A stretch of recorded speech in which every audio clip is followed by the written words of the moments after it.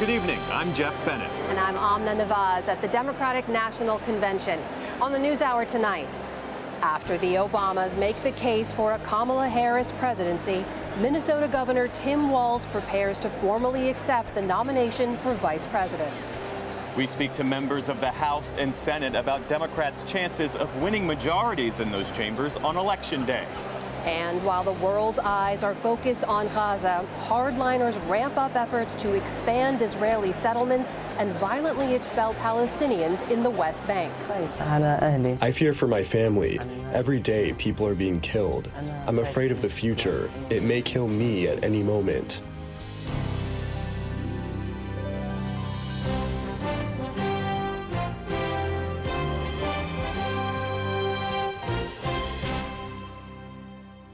Major funding for the PBS NewsHour has been provided by Consumer Cellular. This is Sam. How may I help you? This is a pocket dial.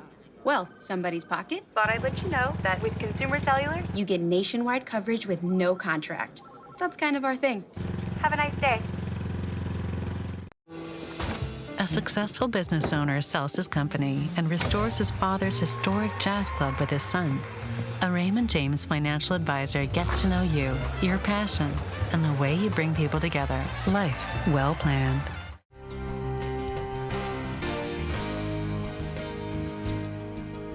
the Judy and Peter Bloom Kovler Foundation, upholding freedom by strengthening democracies at home and abroad. The Walton Family Foundation, working for solutions to protect water during climate change so people and nature can thrive together. Supported by the John D. and Catherine T. MacArthur Foundation, committed to building a more just, verdant, and peaceful world. More information at macfound.org. And with the ongoing support of these institutions.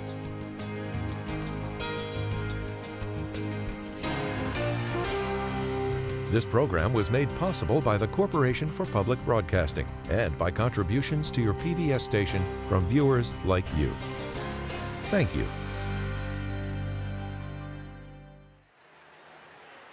Welcome to the NewsHour. Tonight, here at the Democratic National Convention, Minnesota Governor Tim Walz will accept his party's nomination to be vice president and introduce himself to the American people. Last night, it was former President Barack Obama and former First Lady Michelle Obama who were center stage, energizing the convention crowd and delivering scathing criticisms of former President Donald Trump's campaign and presidency. White House correspondent Laura Barone-Lopez joins us now from the convention floor, where she's been watching it all. That's right, Jeff and Amna. The former president threw his weight behind Harris's nomination last night, telling the packed arena here that the Harris-Walz ticket is ultimately the only choice. With back-to-back speeches that lit up the arena, Barack and Michelle Obama delivered a political 1-2 punch. I don't know about you, but I'm feeling fired up.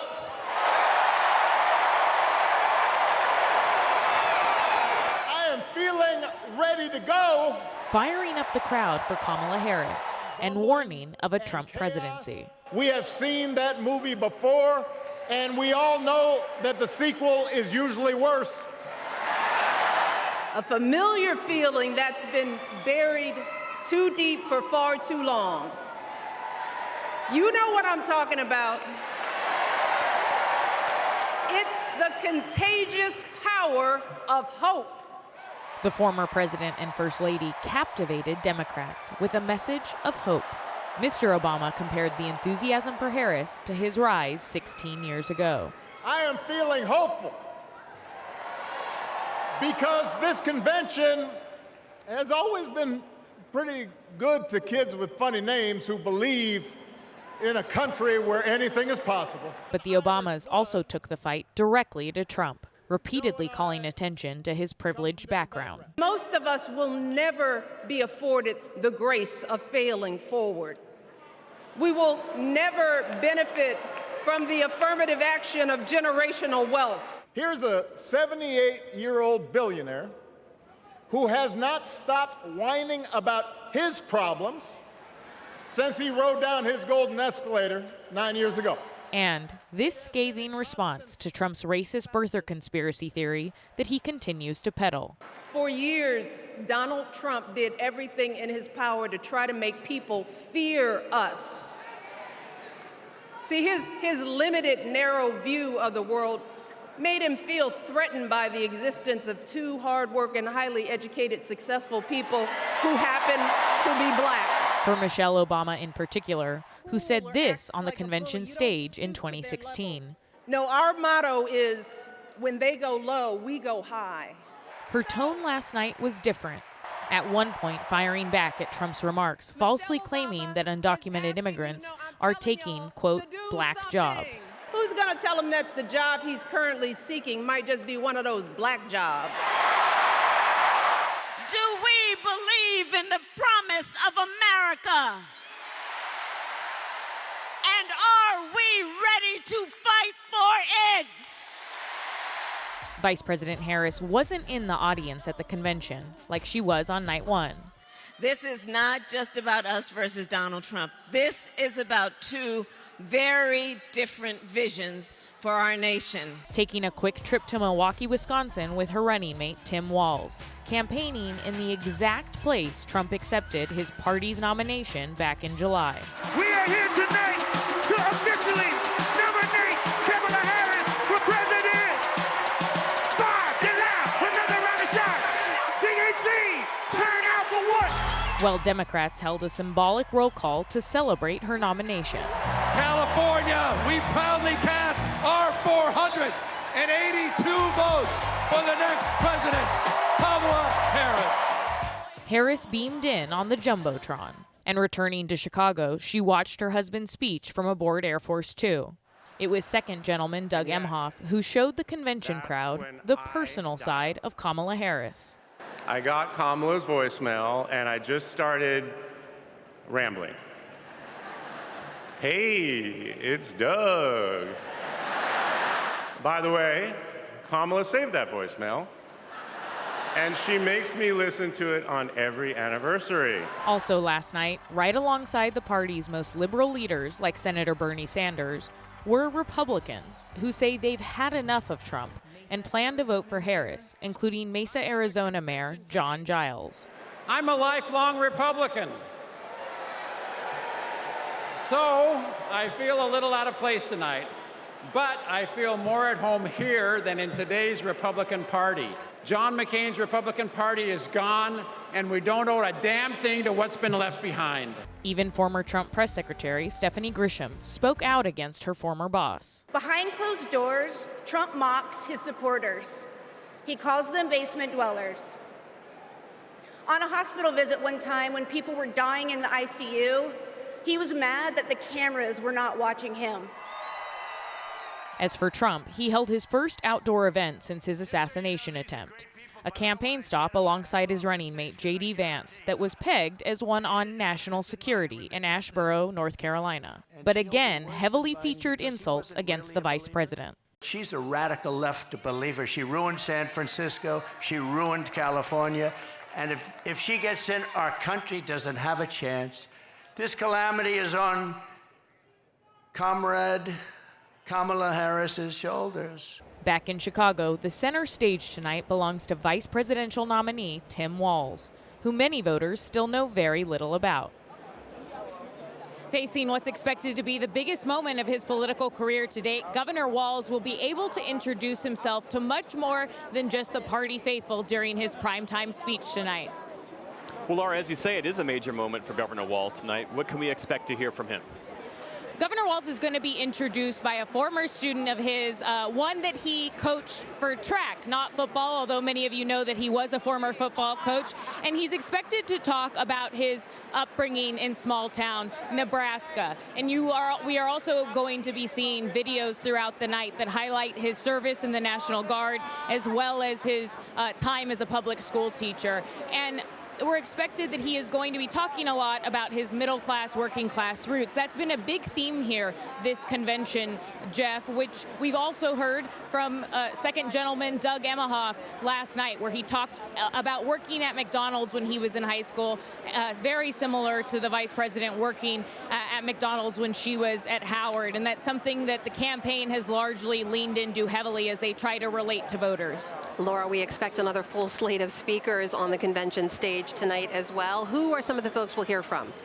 We're expected to hear from Senators Cory Booker of New Jersey, Chris Murphy, as well as Senator Amy Klobuchar of Minnesota, as well as House leaders, House Minority Leader Hakeem Jeffries of New York, former Speaker Nancy Pelosi, and some of those VP contenders that Vice President Harris considered as potential running mates, like Pennsylvania Governor Josh Shapiro, as well as Transportation Secretary Pete Buttigieg. But we are also going to be hearing from more Republicans, Amna, like former Lieutenant Governor of Georgia, Jeff Duncan. And that's a big play from the Harris campaign as she tries to make sure that she is keeping that anti-Trump coalition together that Biden was able to use in 2020 to win the presidency. What about the themes and through lines tonight, Laura? What's on tap on that front? So overall, we are going to continue to hear more about the threats Democrats say that Project 2025 poses. That's that Heritage Foundation blueprint for a second Trump presidency. And we are also going to be hearing from more reproductive rights leaders, including Mini Timaraju, who we interviewed on our special last night. And I'm also told that a number of speakers are going to be talking more directly about immigration and trying to own that issue, which Democrats have increasingly tried to do. As well as this is going to be a big night of phone banking alongside the convention for Democrats. They're expected to have 400 phone banks across the battleground states with some 4,000 volunteers, Jeff. Laura, in the meantime, we know there's been some question around how much or how little Vice President Harris has worked to differentiate herself from President Biden and his policies. As you talk to delegates and voters, what do they make of that? So a number of the Democrats that I've talked to, be them delegates, operatives, as well as party leaders, they essentially say that they do not think that Harris needs to differentiate herself dramatically from President Biden. The only issue that the Democrats I spoke to say that they think she should carve out her own lane, and a more empathetic lane is on Gaza and making her own path on Israel, her own policy positions on Israel much more clear. On the rest, on economy, immigration, and abortion, they say she should simply just build upon Biden's agenda. And my producer, Shrey Poppet, he spoke to a Republican who spoke at the convention last night, Trump voter Kyle Swester, who he said that he just thinks that Harris and Walz need to be, quote, more adaptive and don't appear to be going after things like Second Amendment rights. And then another Republican we spoke to here, and this speaks to the balance that Harris needs to strike by keeping that anti-Trump coalition together. Another Republican said that in states like Michigan, in addition to those 100,000 uncommitted votes, this Republican said Harris needs to pay attention to the Nikki Haley primary voters, of which there were some 300,000 in Michigan. All right, that's our White House correspondent, Laura Barone-Lopez, joining us from the convention floor. Laura, good to speak with you. Thank you. Thank you. Well, later tonight, before the convention holds a ceremonial vote to show its support for Walz as the party's vice presidential nominee, Minnesota Senator Amy Klobuchar will deliver a tribute to her governor. The senator joins us now. Great to see you. Well, great to be on again. Thank you. So you have known Governor Tim Walz for a very long time. You're going to be speaking about him to nominate him for that VP slot tonight. Who is the Tim Walz that many Americans say they don't know much about yet? Tim Walz is the dad that I think everyone knows when you've seen the video this week of his kids not knowing they would be caught on camera doing rabbit ears behind their dad as he was going to be nominated for the vice presidency. He is the soldier who served for 24 years. He is the teacher, and you're going to hear from kids that he taught, whose lives he changed. He took a 0-27 football team out of Mankato, Minnesota, by the way, the town my husband grew up in, and turned it into a state champion. And then he ran for Congress in a red district that only 2 Democrats held in 100 years. So this is a guy, when I think about Michelle Obama's words last night, where she talked about, you know, not everyone gets generational wealth. Not everyone is graced by that or can go bankrupt over and over again. This is a guy from incredibly humble roots in rural Nebraska who then went on to serve his country in many, many different ways. So I think you're going to hear that story of his life. And just from a Minnesota perspective, it was my mother-in-law that brought over a Parmesan chicken dinner when their little boy Gus was born. As a baby, she brought over balloons. People did that for her when she had 6 boys, including my husband. And so she was paying back for years, and she did that. So it just shows you, I think you're going to hear a lot about neighbors helping neighbors. That's what Tim Walz is about. I got to say, I have a lot of questions about how he took that team from 0-27 to a winning record. Maybe we'll more learn on that tonight. later. Maybe we'll learn. You mentioned his record a little bit as he was in the House. He was known as much more moderate. He was representing a very rural district back then. When he was in governor, he was known to push much more progressive policies. A lot of people wonder, how would he govern as vice president? What do you say to that? He has Midwestern common sense. So I think he's going to look at each problem and figure out how you fix it. And just like he fixed a headlight in a car. And then he is going to bring together coalitions, of course, working with Vice President Harris, who's been in Congress herself, knows how to lead. I think they're going to be a great team, while the other guys look like they need couple counseling at the moment. So I think what you will see is someone who will work hand in hand with her on getting things done. In terms of policies, as governor, he delivered the biggest tax cut in Minnesota history, but at the same time, he was able to make sure that kids had lunch and breakfast way beyond COVID. They get it now, no questions asked, when they're at school. He made sure that we had a really strong paid family leave policy. He worked with our unions. You just go through his policies, but what I always keep in mind, and I want America to keep in mind, he's looked out for workers and families, yeah, but we have one of the lowest unemployment rates in the country in Minnesota, and we are 6th in the country for doing business, according to CNBC just last month. Well, Senator, as you know, back when President Biden was still the nominee, Republicans were eyeing Minnesota as a place that they felt they could possibly expand the map.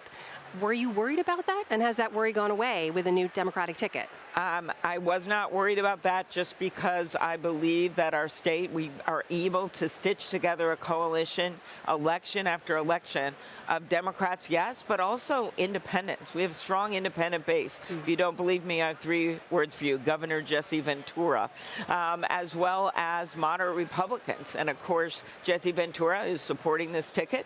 And so we have been able to bring together a base of people that wins elections. And the Republicans have been nominating extreme people in our state. I think the results have shown, as well as in the presidency, we have voted Democratic election after election. Outside of your state, though, in other places Republicans thought they had a chance, are you less worried now with the Harris-Walz ticket that Republicans could do that? Well, who wouldn't be when you look at the polls? It's still going to be tight, as the Obamas explained last night. But in 30 days, Kamala Harris has united our party, cinched the nomination, raised nearly $500 million, filled arenas with 15,000 people, which really pisses off Donald Trump, and is surging in the swing states. That is what's going on right now, and that is only in the first maybe 32 days. You also heard Michelle Obama last night warn about what could be ahead. Seemed to be hinting at some of the potentially racist or sexist attacks, particularly on a black woman running for president, that we could see. Do you share that concern?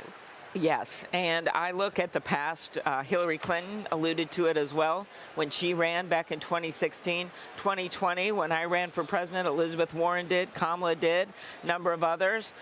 There are some really unique attacks. They tend to be about how you look, how you dress, how you laugh. And what I love about the Harris campaign is we have all learned a lot, all of us. What we've learned is some of it you ignore. You just don't act at everything they say. Some of it you take on when it's really serious, but some of it you laugh off. You see, they're making fun of her laugh, and now it's a mashup with Beyonce songs. They're making fun of coconut trees, and now you see the coconut memes. I will take a Brat Summer any day over Cat Lady. Minnesota Senator Amy Klobuchar, thank you so much for joining us. Thank you. It was great to be on. Well, now let's hear directly from the Harris-Walz camp. Michael Tyler is the communications director for the campaign, and I spoke with him moments ago. Michael Tyler, welcome to the NewsHour. Pleasure to be here. Thank you for having me. Well, in the month since the Democratic ticket changed, the Harris campaign says the Democratic map is expanding and Donald Trump is not. The campaign says it's competitive in places like Nevada, Arizona, North Carolina, Georgia. What do you all see that gives you such confidence? Well, again, thank you for having me. I think, number one, what you see is an incredible amount of energy and enthusiasm. That's on full display here in Chicago, but it's been on full display since the vice president took over at the top of the ticket, named Governor Walz as her running mate. They've been crisscrossing the country. But as a campaign, frankly, what we're more excited about is the fact that when people are showing up to those rallies, they're also signing up to volunteer, right? We're continuing to build our grassroots army because, yes, the map is wide open. We have a path that is inclusive of the blue wall states, obviously Pennsylvania, Michigan, Wisconsin, the Southwest of Nevada and Arizona, the Southeast, where I'm from, Georgia, North Carolina. But what we understand is that this is going to be a very close and competitive presidential election, as all presidential elections are, right? It's going to come down to tens of thousands of votes in a handful of those states that I just referenced. And so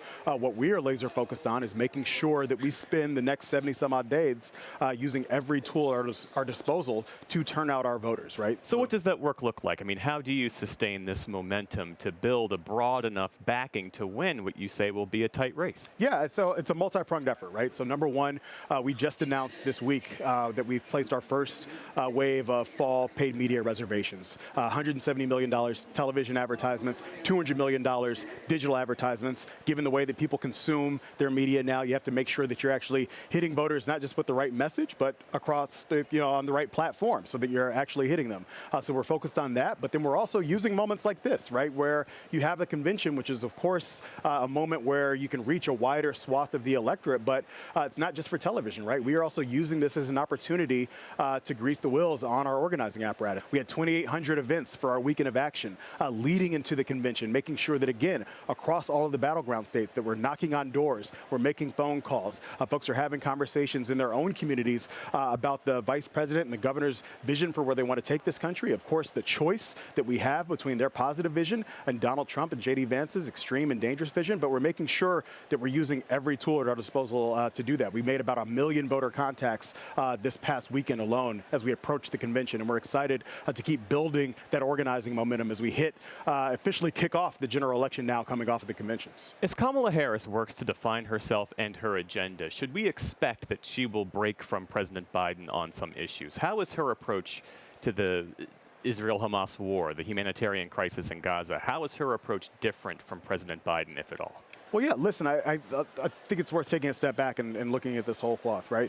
I think, number one, you look at the accomplishments of the Biden-Harris administration. The vice president owns those accomplishments as well, right? So everything from the nearly 16 million jobs that were created under this administration, the 800,000 manufacturing jobs, the work that she and the president have done to lower costs for Americans, capping the cost of insulin at $35 for seniors. So then would a Harris presidency be the continuation of a Biden presidency? Is that what you're saying? Well, at the same time. So number one, we're proud of those accomplishments. The vice president is very proud of those accomplishments, but you'll also continue to see her increasingly lay out her vision for where she wants to take this country over the course of the next 4 years, right? She understands that for many Americans, prices are still too high, for example. That's why last week she went to North Carolina and unveiled some of the first planks of her economic agenda, making sure that we actually do things like take on meat processors that continue to jack up the price of meat. It's why she wants to build more housing in this country and incentivize more housing construction. It's why she actually wants to give the middle class a tax cut versus what Donald Trump wants to do via his across-the-board tariffs, which is a tantamount to a $3,900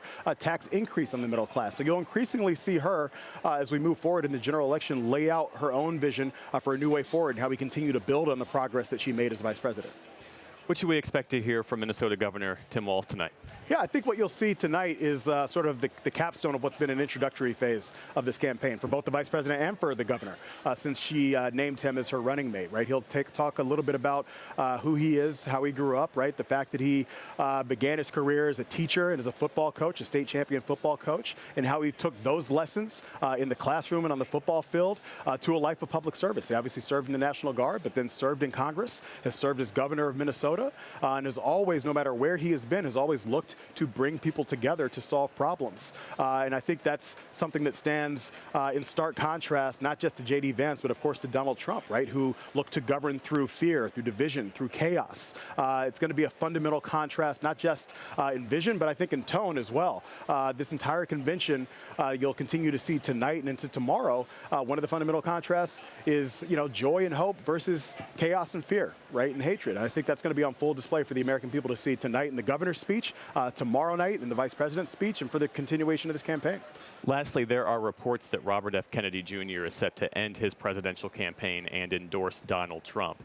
If that happens, how does that change the contours of this race in the Harris campaign's view? Because RFK-aligned voters are more likely to be Trump voters than they would be Harris voters. Yeah, listen, there are a couple things I would say to that. I think number one, RFK was obviously funded by MAGA donors, and he parroted a lot of MAGA talking points throughout his campaign, so it's no surprise to us that if he were to drop out, he might endorse Donald Trump's campaign. But what I would say to many of the undecided voters and many of the voters who were sticking with RFK at this time, if you're concerned about the threat that Donald Trump poses, if you care about the fundamental stakes of this democracy, if you want to ensure that we continue to live in a democracy, when you look at your economic outlook and you're looking not just for the chance to get by, but to actually get ahead, there is one candidate in this race who's actually fighting for you, and that's Vice President Harris. And so there's a home for you in the Vice President's campaign. Michael Tyler, Communications Director for the Harris-Walz campaign. Thanks for being with us. Thank you for having me. I appreciate it. Well, immigration remains a thorny and top issue with voters this election year. I spoke earlier with Representative Veronica Escobar, a Democrat from the border state of Texas. She has unique insight into the problem and ideas about how her party can address it. Congresswoman, welcome back to the NewsHour. Thanks for being here. Thanks for having me. So let's start with your race down in Texas. You're facing a Republican this fall that you have already defeated twice, and this is in a district where issues like immigration and the economy remain top of mind for voters.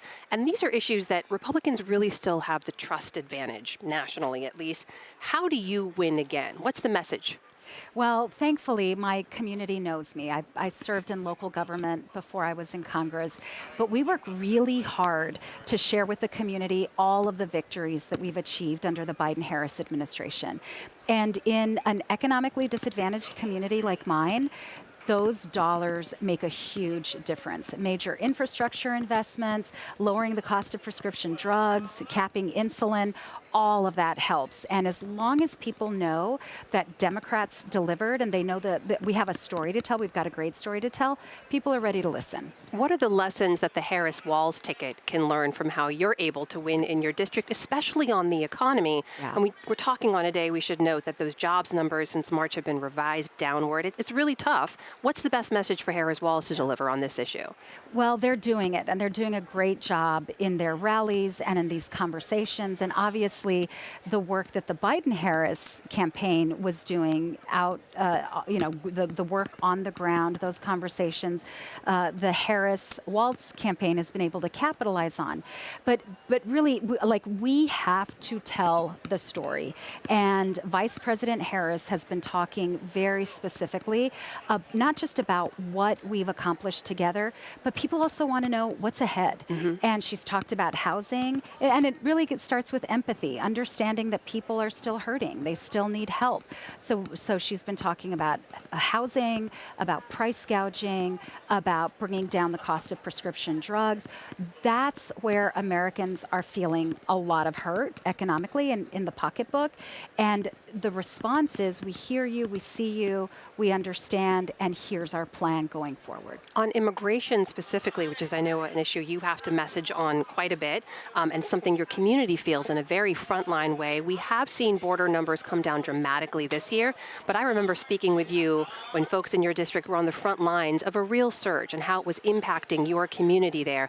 We know part of Vice President Harris's portfolio was to address those root causes, right? Down in countries where people were being forced to flee in the first place. Folks will look at that and say it's only gotten worse in the last few years. Is that a vulnerability for her? It shouldn't be, but according to the polling, it is. And so you're seeing the Harris-Walz campaign lean in on immigration, on the border, pointing out the fact that Donald Trump essentially has told his party to run away from any solutions. And frankly, it's been a decade of that. We know that in 2013, in 2018, and obviously this year in 2024, there have been efforts in Congress, and this is a congressional responsibility. There have been efforts in Congress to address this issue. And each one of those years, it's been Republicans who have either obstructed or run away from a potential solution. But this year, Donald Trump actually embraced that language. He said, blame me if you get criticized for running away from it. He said openly, I don't want a solution. I want the problem. They exploit the border. They exploit immigration. The only person who's serious about policy are the Democrats and specifically Vice President Harris. Specifically among Latino voters right now, we heard from the CEO of Voto Latino yesterday, Maria Teresa Kumar, that they have seen a surge in support since the ticket switched for the Democrats. Vice President Harris is still not to the same levels that President Biden was in 2020, though. Yeah. And we have seen a drop in enthusiasm in presidential races over about 10 or 12 years now among Latinos for Democrats. What was fueling that? How do you get them back? We get them back by meeting them where they are, by listening to them, and as Vice President Harris says, by earning their vote. I have been going into the battleground states. I've been to Pennsylvania, I've been to Wisconsin, I've been to Nevada, I've been to Arizona, speaking directly with Latino voters, having roundtable conversations, talking to grassroots organizers, and we, the Democratic Party and the Republican Party, have taken Latino voters for granted for too long. That was not the case with the Biden-Harris campaign. We started early with Latino voters. We launched Latinos con Biden and Harris. And when the switch was made and the torch was passed, Vice President Harris has taken that mantle, and we are going into these communities, telling them they matter, telling them we care about them. You think that outreach will make the difference here? I do. I really do. Latinos have said for a long time, and not just about Republicans, not just about Democrats, that they feel taken for granted. We are not taking them for granted. So we're going after them. They've got incredible power. We have incredible power in the Latino community to influence the outcome of this election, and we're going directly to them to tell them we care about them and we want them to be with us. Congresswoman Veronica Escobar of Texas, thank you so much for being here. Really appreciate your time. Appreciate you. Few Democrats are as influential or as politically powerful as South Carolina Congressman James Clyburn, a longtime ally of President Biden's. Clyburn was quick to throw his support behind Kamala Harris as the Democrats' presidential nominee, which helped to consolidate the party's support for her. And Congressman Clyburn joins us now. Thanks so much for being with us. Well, thank you very much for having me. Most folks know you as the elder statesman who saved Joe Biden's campaign back in 2020. You're one of his closest allies. And I understand he called you moments before he dropped out of this race. What did he tell you? Well, he told me he had made a decision not to continue the campaign. And he read me the statement and asked what I thought. And I told him I thought it was a good statement, but it was missing something. And I said to him, I didn't think it would be the prudent thing to do to leave the stage and not endorse the vice president to succeed him. So the original statement didn't have the endorsement of Kamala Harris?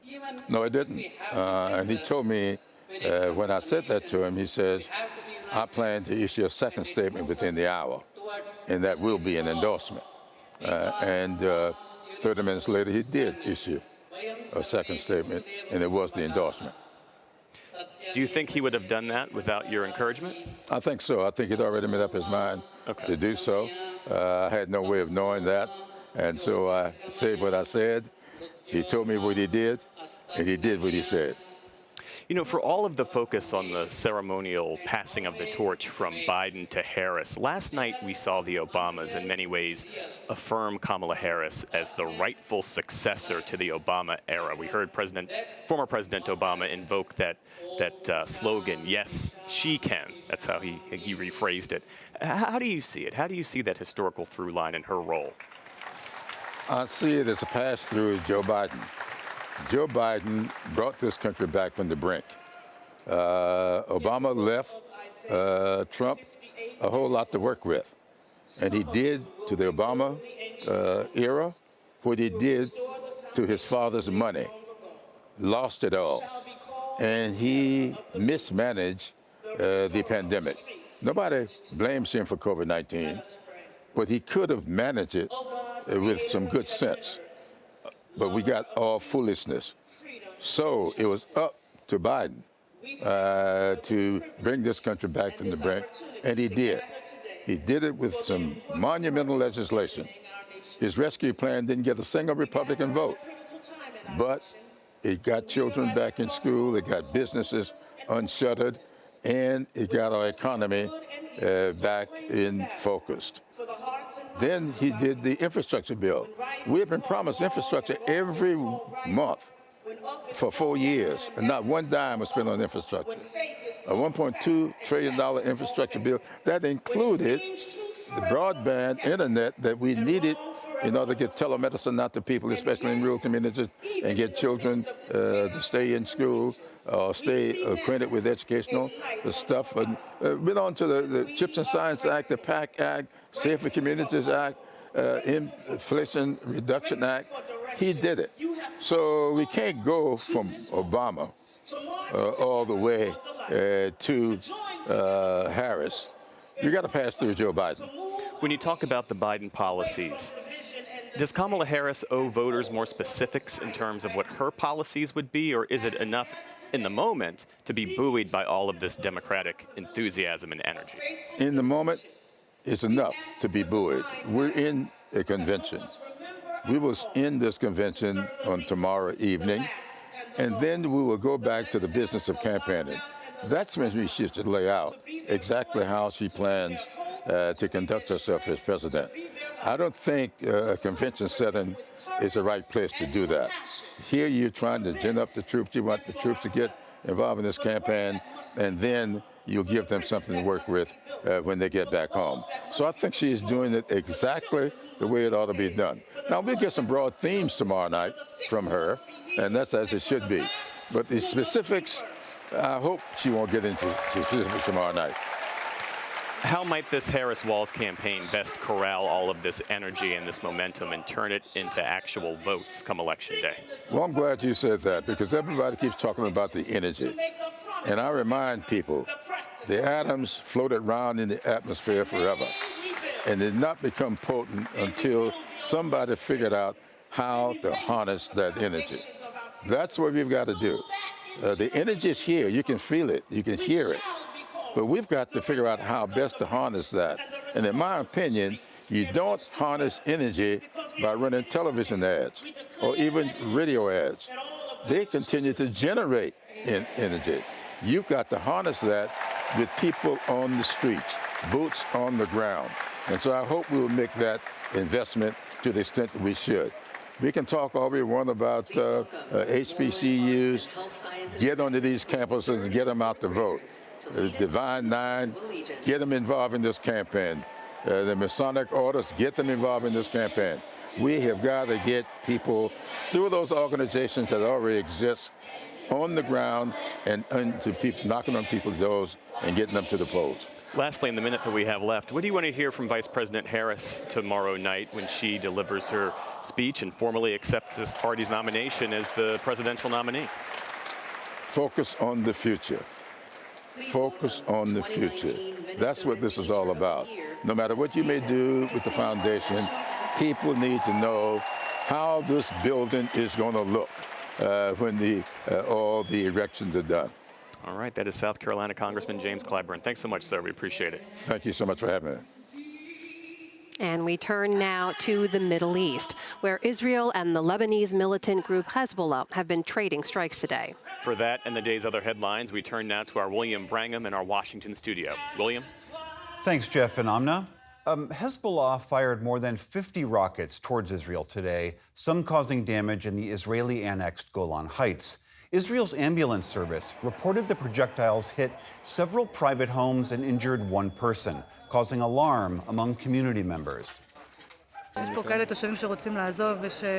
the residents want to leave. Others are patriots who want to stay. But it cannot continue this way. Every sound of a door shutting makes us think it's a boom. This time, it wasn't a door, but a serious boom that cost us a lot.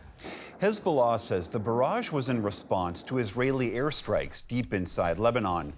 Residents of one Lebanese village held a funeral today for a man they say was killed in an Israeli attack. It comes a day after Secretary of State Antony Blinken met with mediators in the region to push a proposal aimed at bridging the gaps in the Gaza ceasefire talks. Egyptian officials reportedly expressed skepticism today that Hamas would in fact accept that proposal. Talks are expected to resume in Cairo tomorrow. Health authorities in Congo say they've recorded more than 1,000 Mpox cases in the last week amid an urgent need for vaccines. Congo accounts for more than 90% of the cases reported in Africa so far this year. Last week, the WHO classified the outbreak as a global health emergency. African officials say Western nations and Japan have pledged several 100,000 vaccine doses, but Congo's health minister says the country alone needs some 3 million doses to control the outbreak. In Italy, divers found 5 more bodies while searching the luxury yacht that sank off the coast of Sicily on Monday. Recovery crews unloaded body bags from a rescue vessel in Porticello. They're still searching for one final missing person. 15 other passengers and crew escaped in a lifeboat and were rescued. Authorities say they believe the British flag Bayesian, seen here in file video, was struck by a tornado on the water, which is known as a waterspout. But questions remain as to why the yacht sank so quickly. Russian officials say that Ukraine launched one of its largest drone attacks on Moscow last night since Russia's invasion in 2022. Russia claims to have struck down 45 drones, including 11 over Moscow itself. There has been no independent verification of those figures. That comes as Ukraine digs in to defend the city of Pokrovsk in eastern Ukraine from Russian advances. Its capture would be an important victory for Russia as Ukraine pushes forward with its own incursion further north in Russia's Kursk region. In Moscow today, a foreign ministry spokesperson said Ukraine's military advances there undermine any chances for peace talks. Who will negotiate with them after this, after the atrocities, the terror that they are committing against peaceful residents, the civilian population, civilian infrastructure, and peaceful facilities? Ukraine's military claims to have taken nearly 500 square miles in Kursk since it first entered Russian territory earlier this month. Back here in the U.S., the economy added far fewer jobs last year and into 2024 than previously reported. In its revised data out today, the Labor Department said that there were 818,000 fewer jobs created between April of last year and this March. That's an average of 174,000 jobs per month, far fewer than the 242,000 that was initially reported. This downgrade follows a disappointing report last month and comes as the U.S. Federal Reserve considers whether to cut interest rates next month. On Wall Street today, stocks ended slightly higher after the Fed raised hopes of an interest rate cut next month. The Dow Jones Industrial Average added 55 points, inching closer to the 41,000-point level. The Nasdaq tacked on more than 100 points for a 9th win in 10 sessions. The S&P 500 also ended higher on the day. And we have 2 passings of note. New Jersey Congressman Bill Pascrell Jr. died earlier this morning. The 14-term Democrat was a fixture of his hometown of Paterson, where he had served as mayor before running for Congress in 1996. Pascrell was a longtime advocate for emergency responders and sat on the powerful House Ways and Means Committee. No cause of death has been announced, but he had been in and out of the hospital for months. Congressman Bill Pascrell was 87 years old. Also today, NBA Hall of Famer Al Attles has died. As one of the first black head coaches in the league, Attles led the Golden State Warriors to a championship in 1975. Attles, seen here defending a pass in 1963, was known as the Destroyer for his particularly physical style of play. He spent 6 decades with the Warriors as a player, a general manager, and team ambassador. It is the longest stint by a player with the same franchise in NBA history. Al Attles was 87 years old. Still to come on the NewsHour, on the ground in the West Bank, where hardliners are building more Israeli settlements in violation of international law. This is the PBS NewsHour. from WETA Studios in Washington, and in the West from the Walter Cronkite School of Journalism at Arizona State University. While Gaza is enduring its devastating war, an increasingly brutal battle is being fought over land in another Palestinian territory, the West Bank. There, Israeli settlers are attacking Palestinian communities more frequently and ferociously than ever before.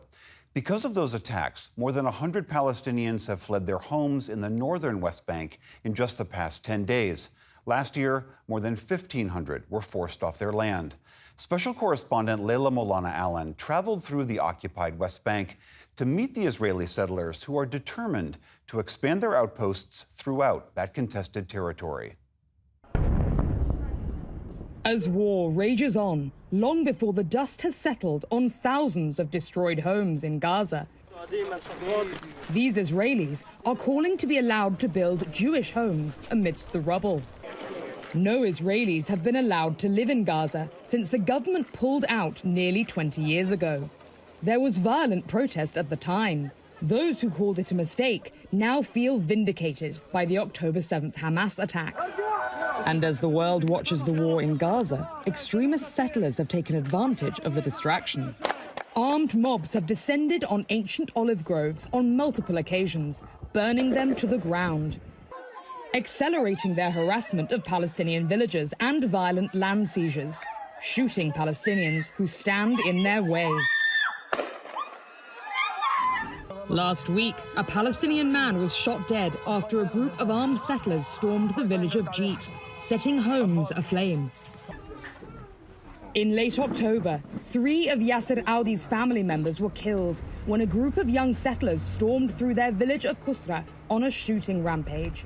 The next day, as they drove to the graveyard to bury them, their car was surrounded by armed settlers.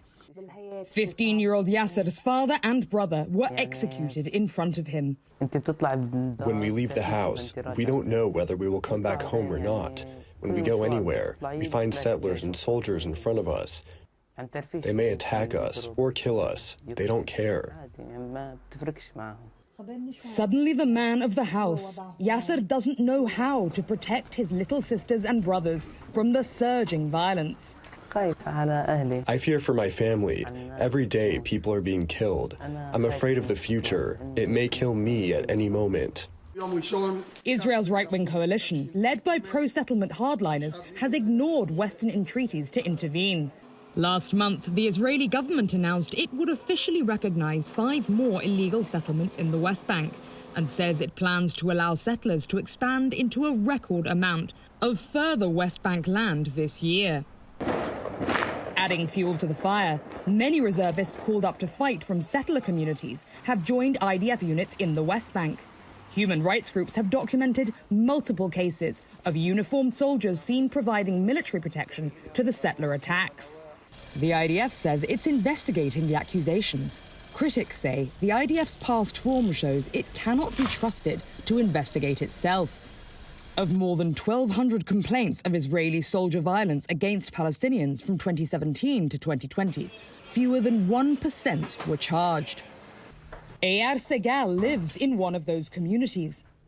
Givat Arnon, built strategically above a Palestinian village, as most settlements are. Several months ago, 2 settlers were shot and injured on the main road here. More than half the residents here are fighting in the reserves.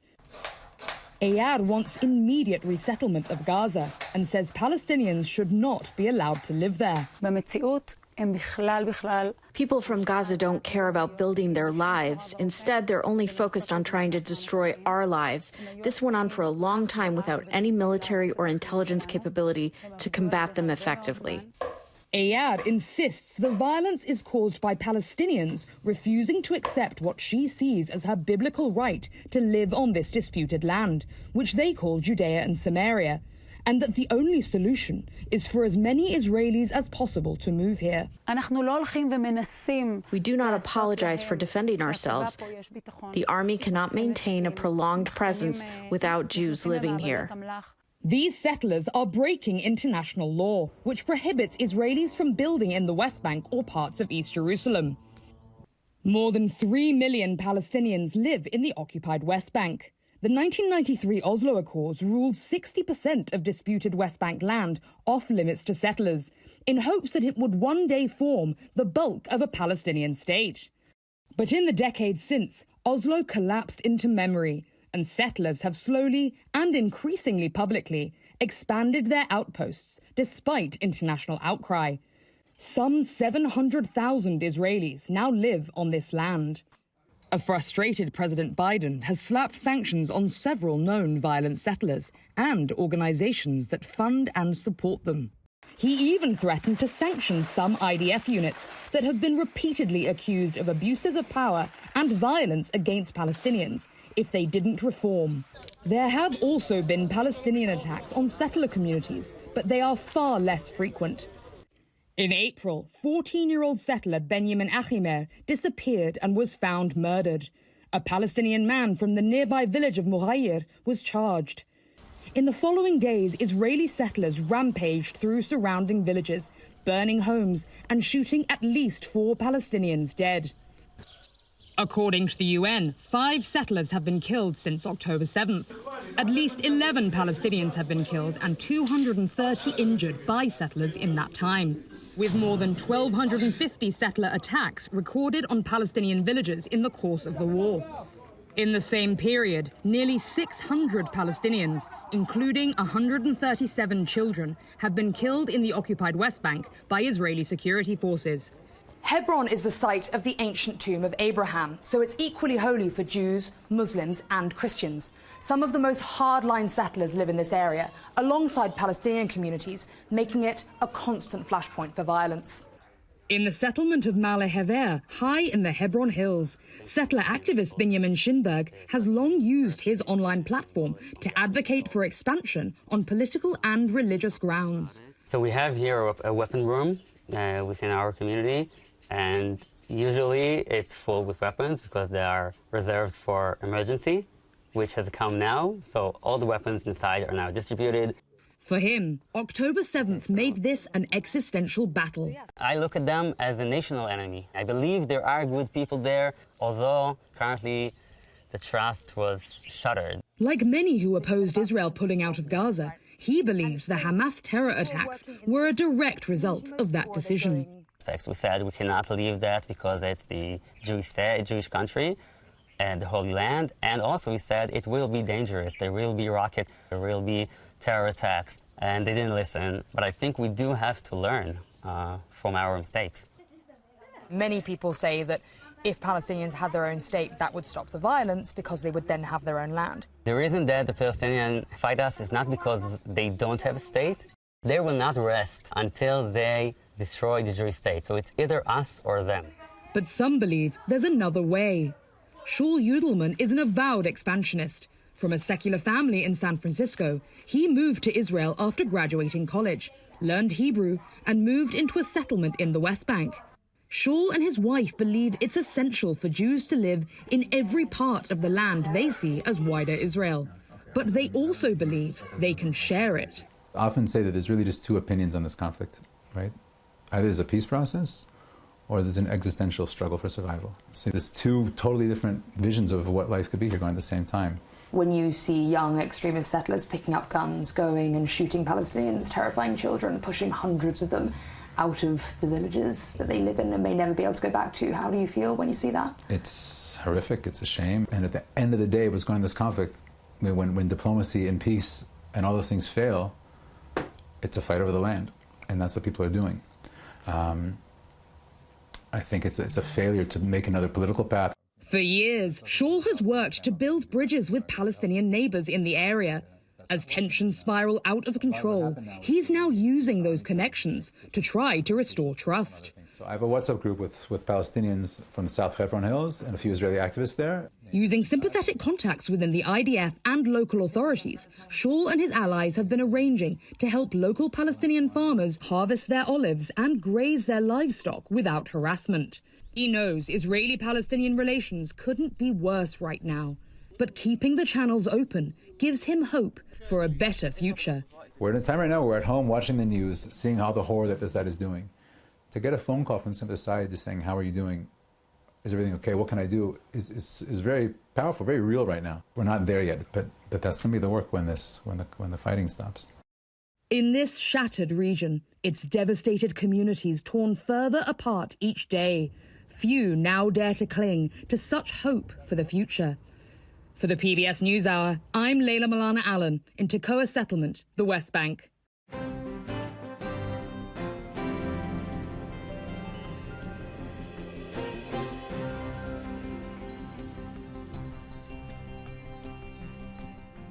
And we now hand it back over to Amna and Jeff in Chicago for a preview of what we can expect from their coverage tonight at the Democratic National Convention. Thank you, William. And be sure to join us again here shortly for live coverage of tonight's convention, including Governor Tim Walz's speech accepting the party's nomination, plus interviews with top Democratic leaders, including Senator Elizabeth Warren. Our PBS News special starts at 8 p.m. Eastern. And that is the NewsHour for tonight. I'm Jeff Bennett. And I'm Amna Nawaz. On behalf of the entire NewsHour team, thank you for joining us, and we'll see you back here shortly. Major funding for the PBS NewsHour has been provided by the ongoing support of these individuals and institutions, and friends of the NewsHour, including Jim and Nancy Bildner, and the Robert and Virginia Schiller Foundation. The Ford Foundation, working with visionaries on the front lines of social change worldwide. And with the ongoing support of these individuals and institutions.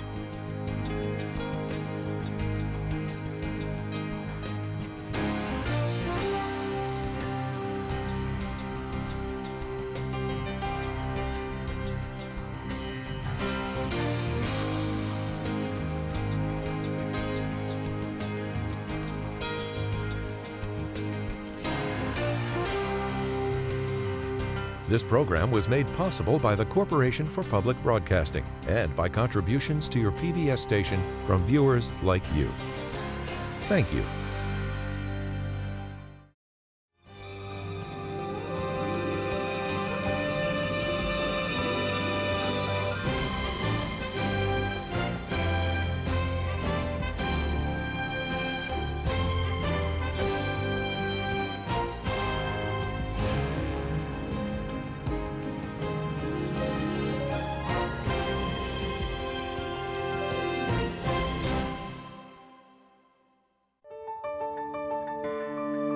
You're watching PBS.